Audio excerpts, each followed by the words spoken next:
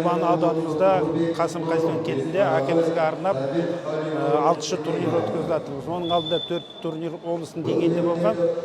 Бүгінгі екінші турниріміз республикалық деңгейде өтіп жатыр.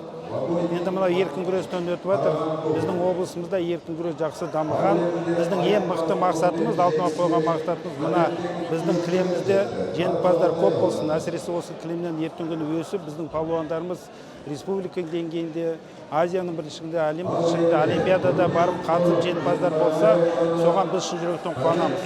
Енді сіздерді пайдаланып отырып біздің Ұлан ауданының әкімшілігіне Арман Ильясовна көп рахмет айтамын. Мұны ұйымдастыру комитетті өздері басқарып отырып, осы бізге жақсы ғимаратты беріп, осы біздің кілемде күресіп жатқан палуандарымызға бар мүмкіндік бәрін жасап жатыр.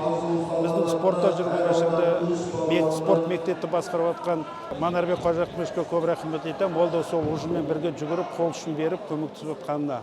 Ол енді шын жүректен өзім атынан оларға рахмет айтамын.